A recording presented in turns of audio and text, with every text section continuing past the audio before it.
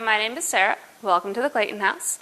You guys were wanting just about a 30 or so minute tour? Okay. So what we'll do is we'll do a really brief introduction of the entire history of the house from the time it was first built until now. And then once we get done with that, we'll move from room to room and we'll talk about how the Claytons would have used this space in their day-to-day lives. So, sound good? Okay. I'm sorry you're about to get a lot of dates.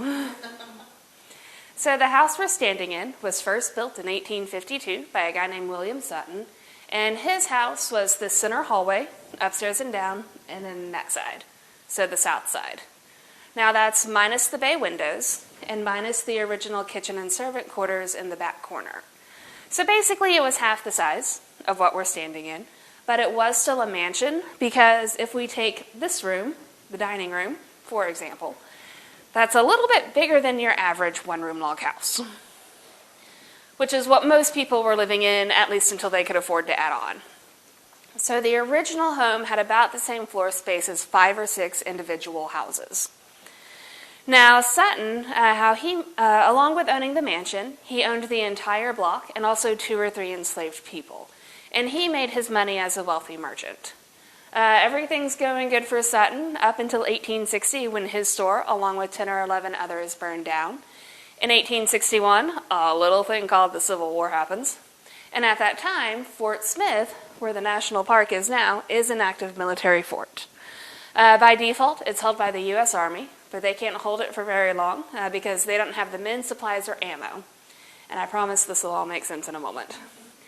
So pretty quickly, they surrender it to the rebel/Confederate Army. Same army, different names. So while the Confederates are here, this is good for Sutton because he is a Confederate sympathizer.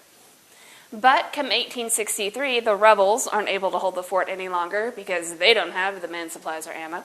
So they have to resurrender it to the U.S. or the Union Army.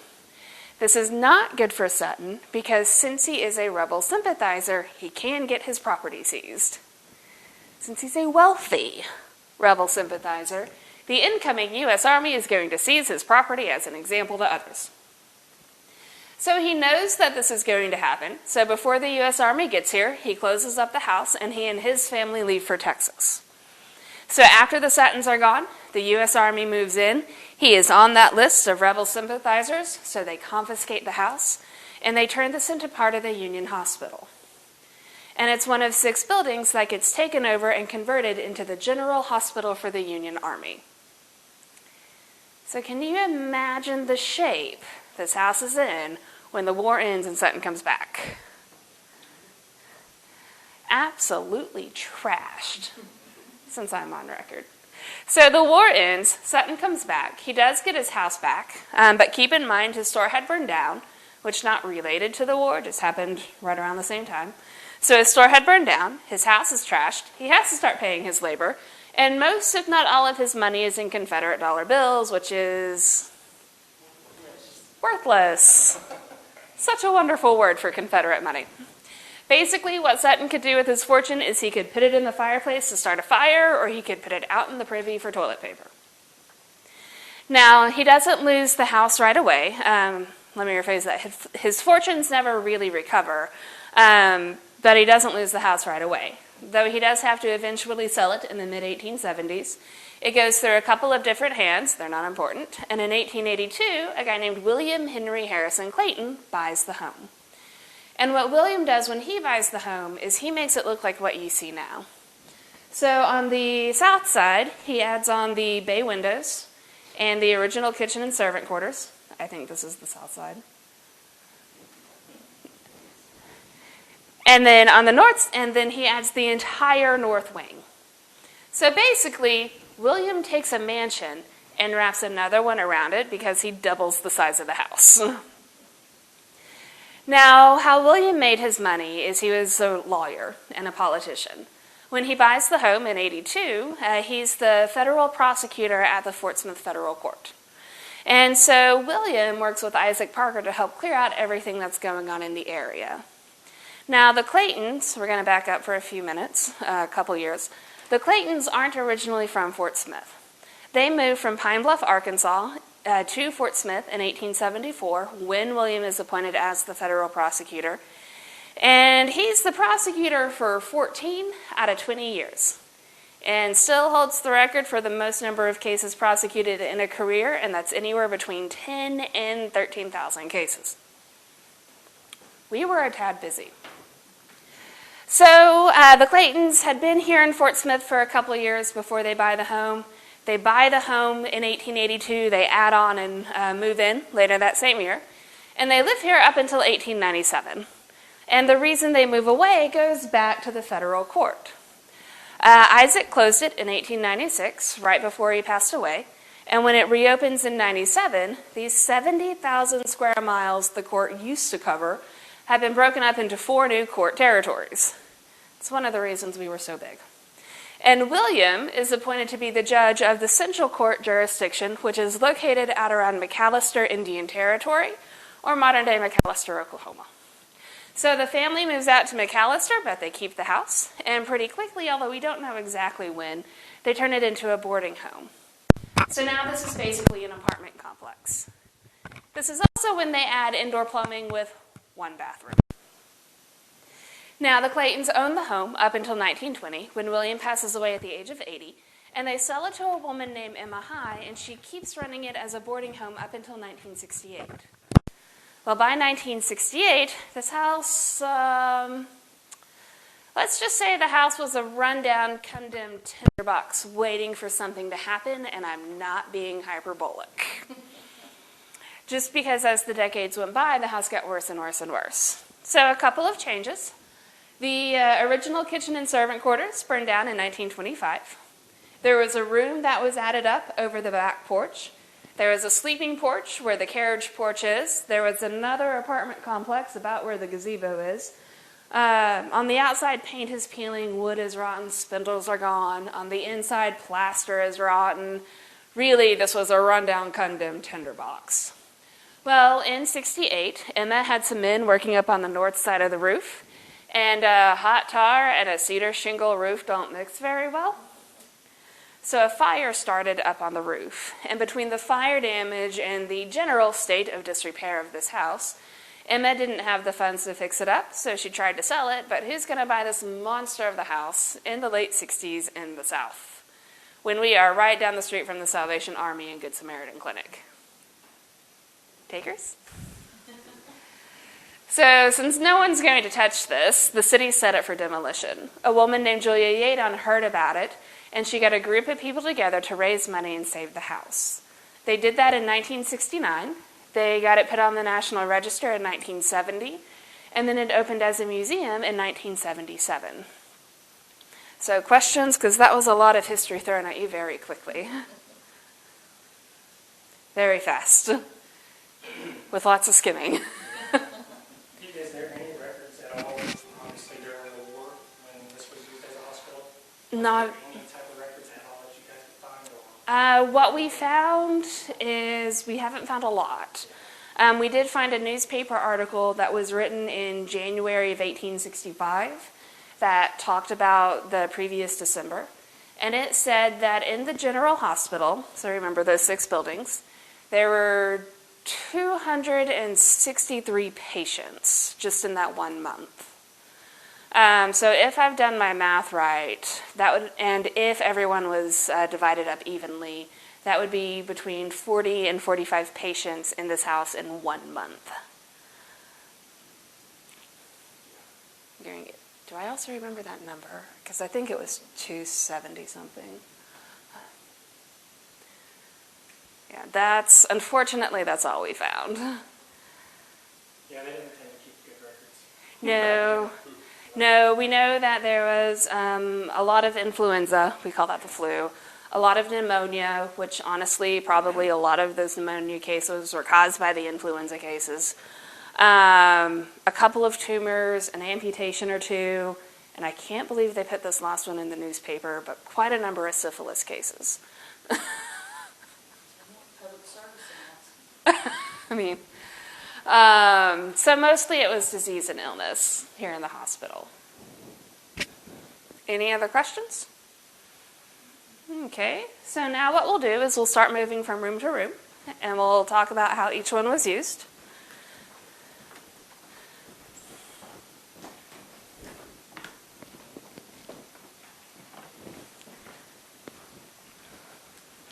So this room is the sitting room. When you come to visit the Claytons, you're going to be their same social class, which is upper middle class. So most people don't live like how we're about to talk about at all. Just kind of keep that in mind. So the sitting room here is the least formal room that visitors would see when they came to visit William Clayton and his wife Florence. So when, say, the Claytons had a dinner party, really any dinner party, after dinner, men and women were separated for an acceptable amount of time. How long that time is, I'm not entirely sure, just because Isabella Beaton, the writer of the Book of Household Management, just says acceptable amount of time. She does go on to say that it's long enough for the men to have a drink or two and smoke a cigar. If you're my dad, that's 3 hours. Realistically, it was probably about an hour to an hour and a half. And so the men would do that here in this room. You know the modern-day man cave? Came from this room. The man cave itself is nothing new. Now in here, we do have a few Clayton pieces. This table belonged to the Claytons. This painting hung in William's office in McAllister. And then the items here in the case belong to the Claytons as well.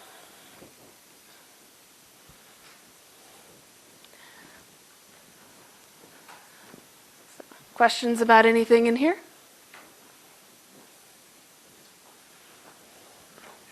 Okay, then let's come through to this room. Do please watch your step. We have a very wide door jamb.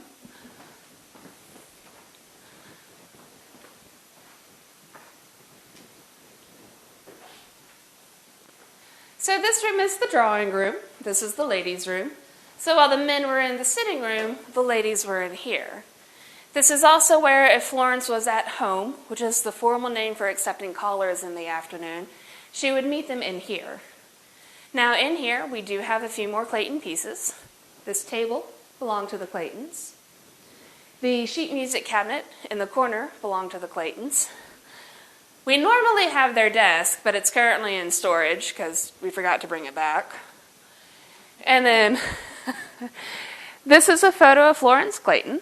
It was taken in 1876, and she's 30 right here. And then on the wall over here, we have a signed and dated proof of the 1904 photo. So Florence is 58 in that photo. And that's the photo that the portrait out in the hall is based off of. Questions about anything in here? Where'd you find the piano? This was donated by the Shaw family, I believe. And it had been in their family since it was new, in the from 1885 to 1890. Yes, this piano really should be across the way in the front parlor, but we're also a rental venue.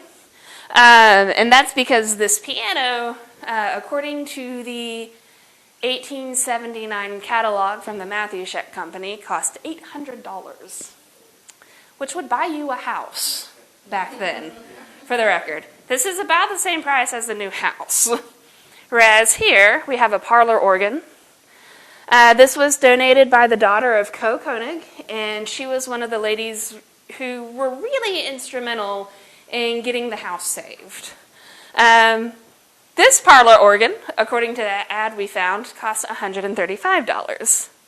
So it's kind of the difference between a new car, new house. So any other questions in here? So let's head across the way to the parlor.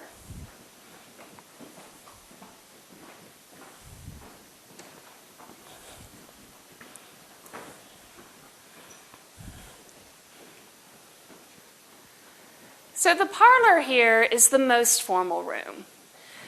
This is where, if the Claytons were having a dinner party, you would gather in here first for about 30 minutes or so. And this allowed for a couple of things. It allowed for last-minute preparations to go on in the dining room and kitchen. It also allowed for people to show up on time. Because we didn't have those nice little atomic clocks that everyone has on their phone. Now, this is when the ladies, or really the hostess, so Florence, or if you were hosting it, you, really had to shine as a hostess because we have to make sure the room isn't too hot, cold, or smoky. We have to make sure everyone knows everyone else. And we have to keep the conversation going before it starts to lag. And we have to do all of this while those last-minute preparations are going on with servants we had hired just for the night. And our reputations are based off of how well we host parties, how well do we react when things go wrong, and do those things keep going wrong. Gentlemen, you're along for the ride. The only thing people will talk about with you is how good is your wine cellar. Now, from here, you move to the dining room. From the dining room, men to the sitting room, ladies to the drawing room for that acceptable amount of time. And then once that time has passed, everyone's going to gather back in here. And if you invite more people over for the after-dinner party or after-dinner reception, this is when they start to arrive. So everything has to stay on schedule. So, questions about anything in here?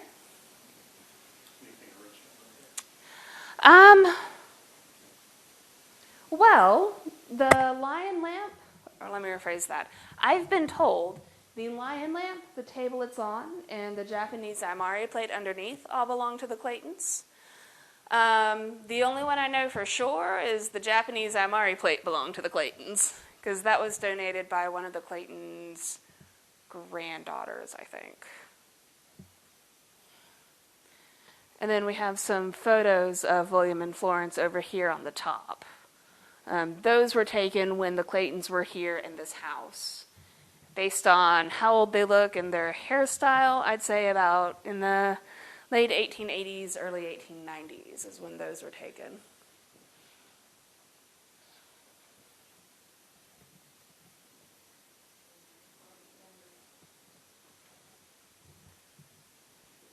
Any other questions?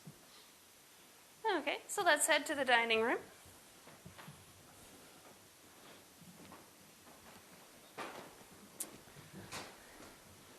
And that's the last of the Clayton furniture.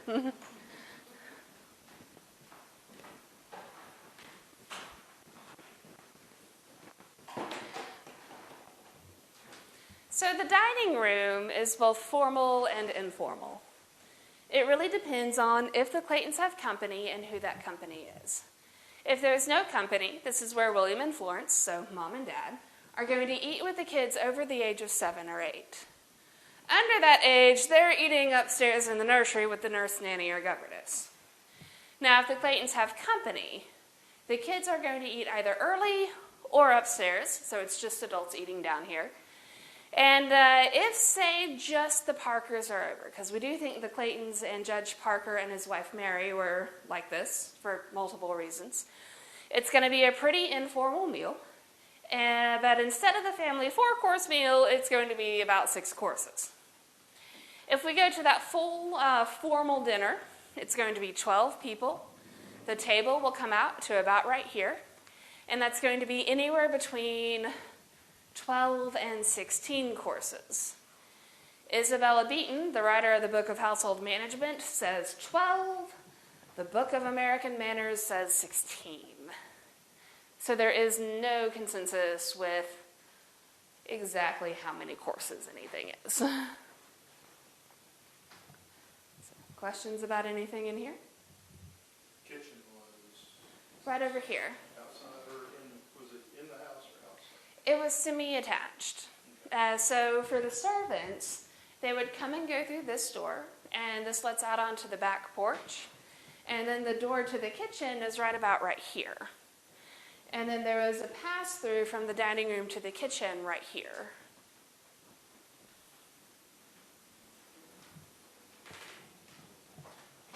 Any other questions?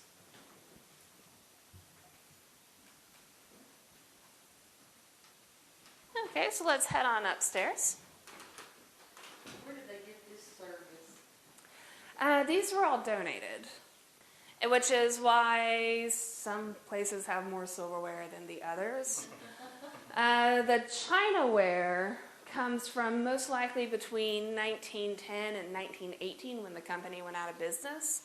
And that's because we also have a bread plate with it, and those weren't used until like 1910. But this is Oscar and Edgar Gertz, Royal Austrian China. And then the silverware is from the Allen Sterling Silver Company, and it's the Romantic Pattern 1933. So it was most likely made in 1933 to like 1940 or so.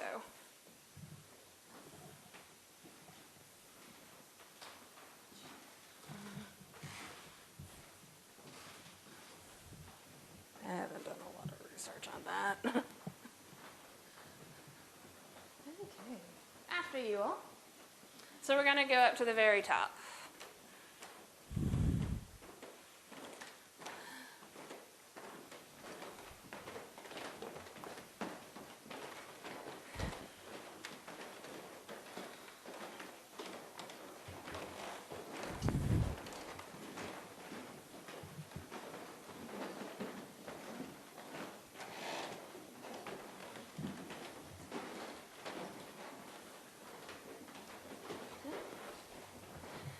This up here got darker faster than I was expecting.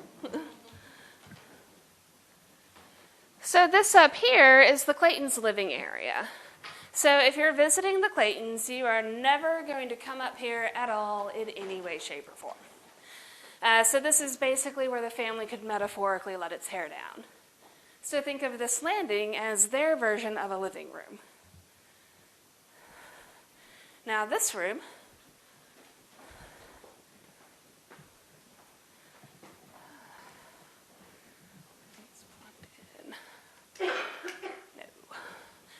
So this room we do think was William and Florence's room, and we think that because of where it is in the house. So even though it faces the street, and the street gets pretty noisy, and it would have been the same back when the Claytons were here, it didn't get noisy until after the Claytons were up.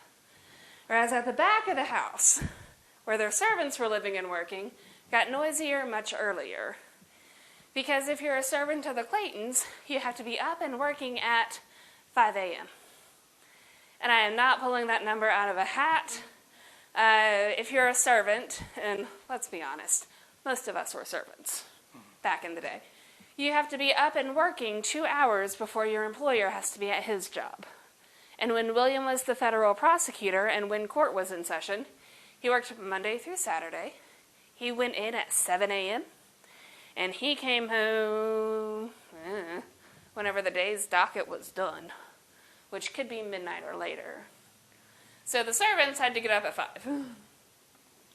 So questions about anything in here? When is their day? About 9 or 10. And in general, now I haven't found a lot of information on servants' lives, but in general they'll get a break for breakfast about mid-morning, and then a break for dinner about mid-afternoon, early evening. They might get another one. But you're working 16, 17 hours a day, about at a minimum 13 days in a row. So the servants' quarter was actually in the house? It was. It was back behind the kitchen, Gotcha. in what is now the gathering room. Okay. Whenever we rebuilt that area in the late 70s, early 80s, all we found was the outer foundation. So the architect was like, do you want us to make a best guess on where the room divisions were, or would you just like one big room? So we chose one big room. That's much more useful for a museum. Any other questions? Okay, so let's head to this room across the hall.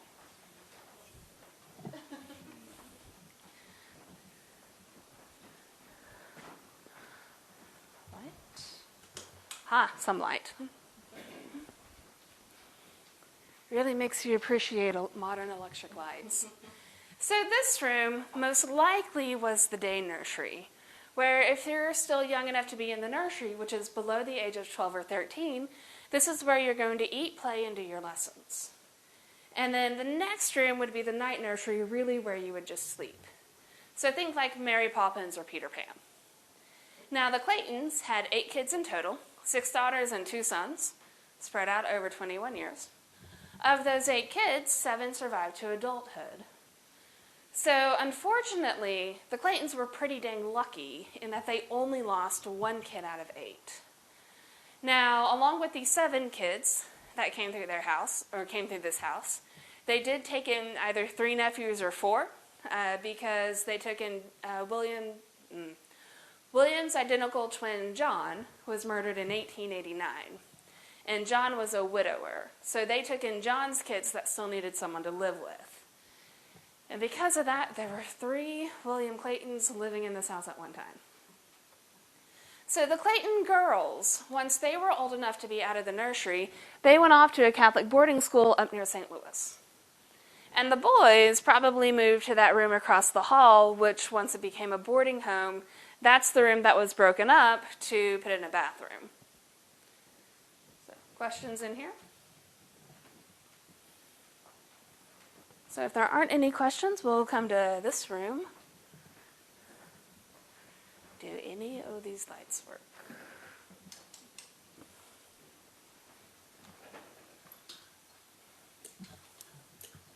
No. So this room is most likely the night nursery, where if you are still young enough to be in the nursery, this really is where you're just going to sleep. Now the Claytons could have had a bed for the girls and a bed for the boys, or they could have had multiple small brass beds, and I'd say those were probably about the size of this couch, from end to end, not just the part in the middle.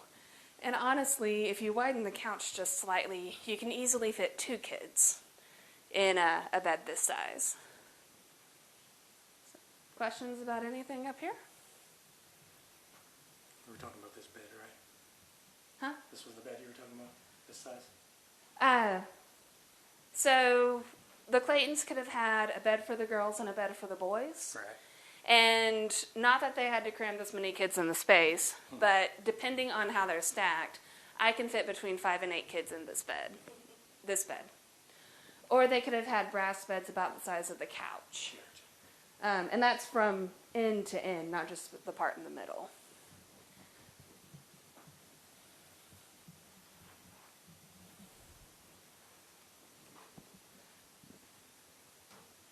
Questions about anything in here? So all the furniture's just donated? Mm-hmm.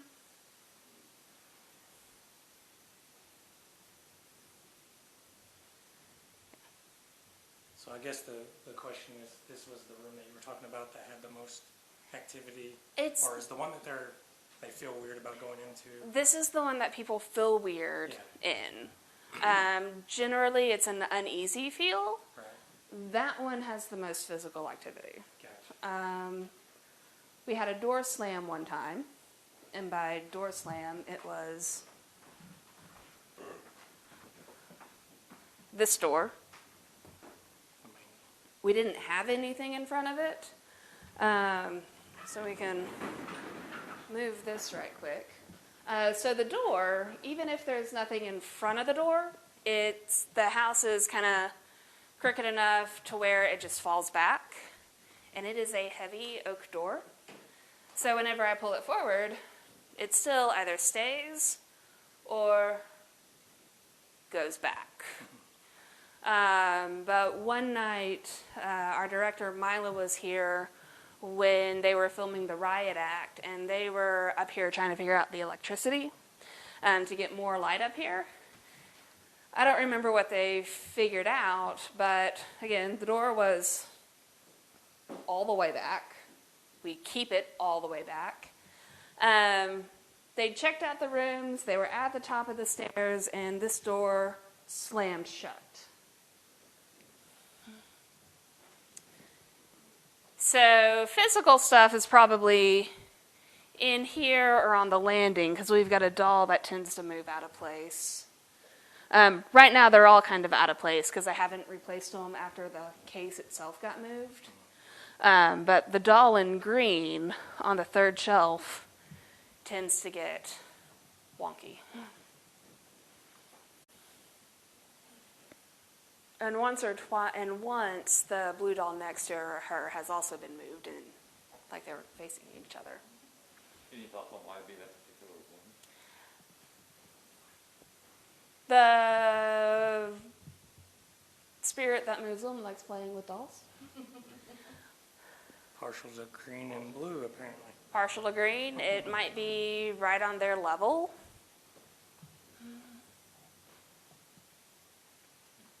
Because this kind of goes into, so I don't want to skew your data. Oh, thank you. Yeah, so the story behind the doll is one of those, I don't want to skew your data, but I'm pretty sure I know who's playing with it. And since they haven't broken anything, we're good. Yeah, really. Like, this is their home, just don't break anything. During the day, don't make me get out a smoke detector, not a smoke detector, the fire extinguisher, and we're good. That's happened. So questions about anything up here? So you were talking about physical stuff happening in the room. And of course I read this somewhere online. Of course everything's true online. Yeah. But supposedly somebody was actually, their hair was pulled. Was that something you heard or somebody told you? I don't ever remember the hair pulling story. Right. I know we did have like a volunteer here who ticked someone off. And this was downstairs, but we used to have this rack for like brochures. They ticked someone off. I don't know what was said or anything, but the minute they walked by, all of those brochures got knocked to the ground.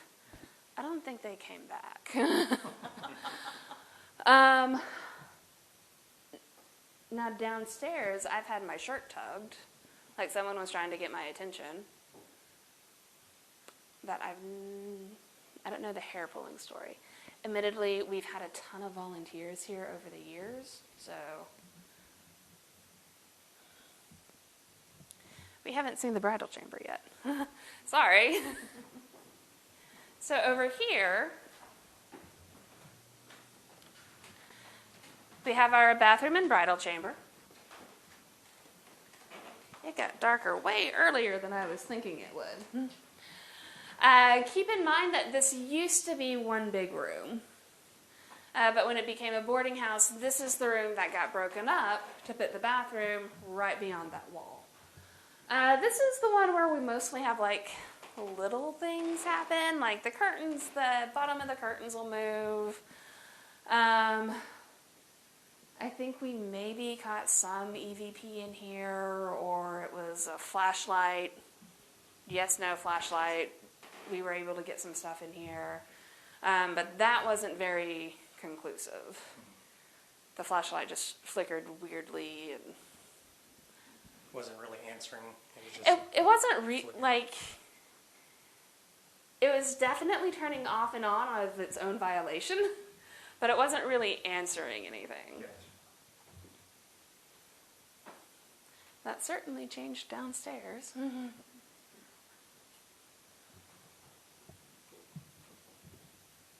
The fireplaces still work?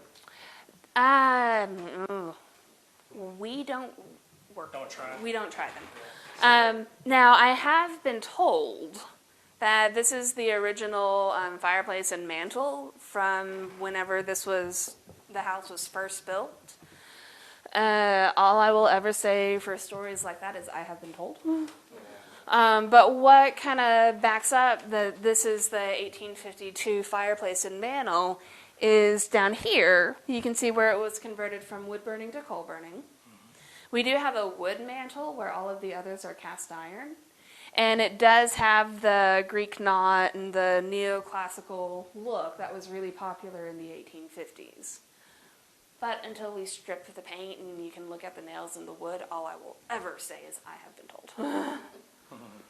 Learn that. So as far as experiences that you had, I know you said you hit on them a little bit when you were out there. Have you ever had anything else besides just you spend more time in here than anybody probably? I've had something happen in almost every room. In here, I was in with the investigative team where the flashlights were doing their crazy thing. More often than not, what happens in here is the bottom of the curtains will get out of place, but the air conditioning unit is right up there.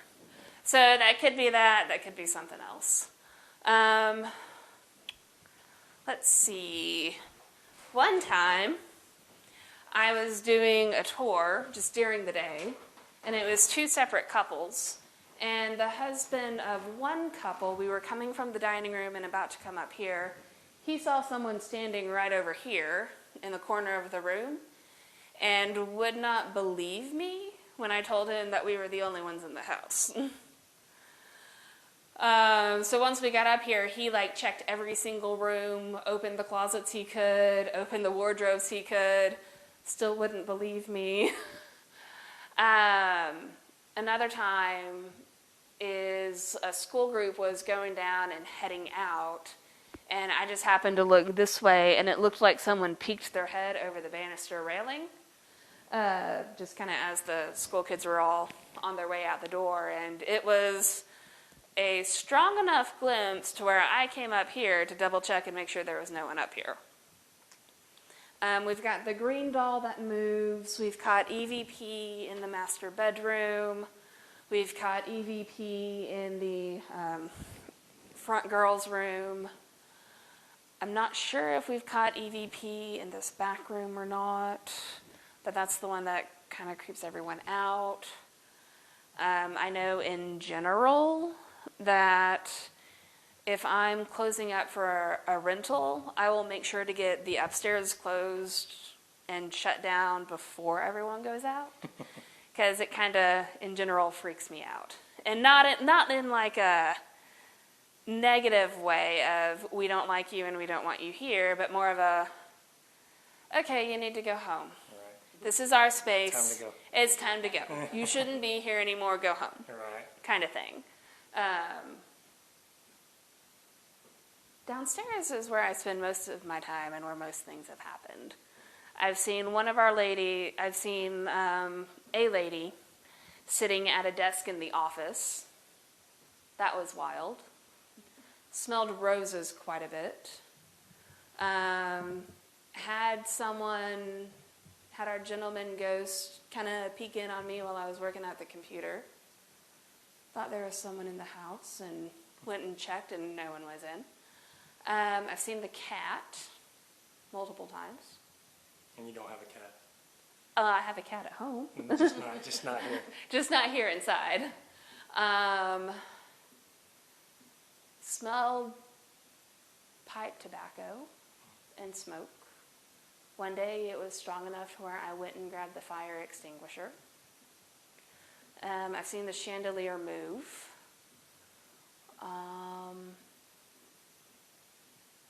And I'm not the only one that saw that both times.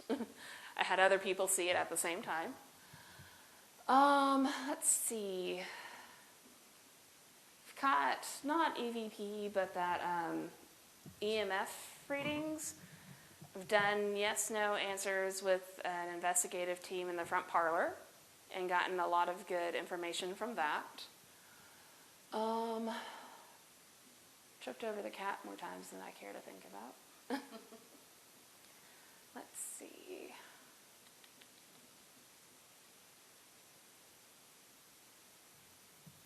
I think that's kind of it, unless you want me to